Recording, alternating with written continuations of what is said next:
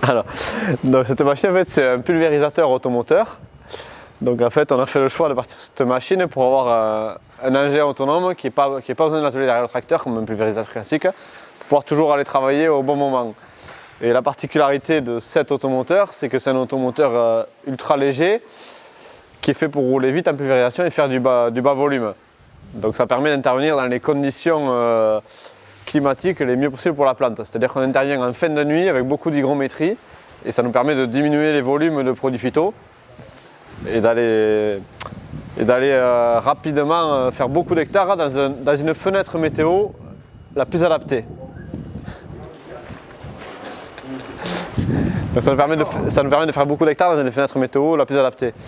Et en fait on l'utilise pas mal parce qu'aujourd'hui, toutes nos prairies qu'on récolte et tout, on y met des pulvérisations d'oligo-éléments, de vitamines. En fait on les booste naturellement.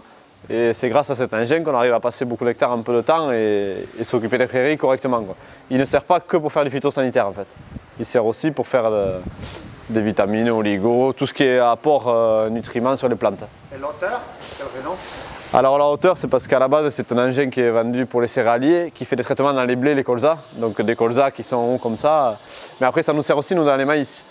Parce qu'on peut faire on fait aussi des oligos de vitamines sur des maïs qui sont à 7-8 feuilles comme ça, donc on enjambe les maïs avec. Voilà.